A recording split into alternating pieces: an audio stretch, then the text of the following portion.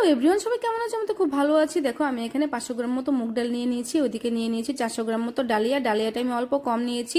আজকে আমি তোমাদের ডালিয়ার খিচুড়ি রান্না করে দেখাবো। ওইদিকে নিয়েছি মশলার জন্য আদা, কাঁচা লঙ্কা, মিক্সিতে 1 চামচ জিরে, 1 চামচ ধনে দিয়ে আমি মশলাটা করে নিয়েছি। ওইদিকে চুলো অন করে কড়া বসিয়ে দিয়েছিলাম। দেখো মুগ ডালটা তেলে নেব আমি। মুগ ডালটা অর্ধেক টালা হয়ে গেলে আমি ডালিয়াটা অ্যাড করে নেব। ডালিয়াটাও আমি একটু সময় নিয়ে তেলে নেব।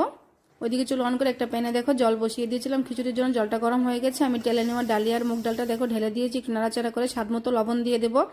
অর্ধেক সেদ্ধ হয়ে গেলে ডালিয়া আর মুগ ডালটা আমি হলুদ অ্যাড করে নেব। দেখো এখন মোটামুটি পুরো সেদ্ধ হয়ে এসেছে আমার ডালিয়া আর মুগ ডালটা। এখন ফোড়নের পালা। কড়াতে তেল দিয়ে দেখো দিয়ে দিয়েছি শুকনো লঙ্কা, তেজপাতা, পাঁচফোড়ন লাল লাল করে ভেজে দিয়ে দেবো মশলাটা। দেখো মশলাটাও আমি একটু সময় কষিয়ে নেব। এখন আমি খিচুড়িটা ঢেলে দিয়েছি। দেখো রেডি হয়ে গেছে আমার ডালিয়ার খিচুড়ি। খেতে কিন্তু দারুণ টেস্ট হয়।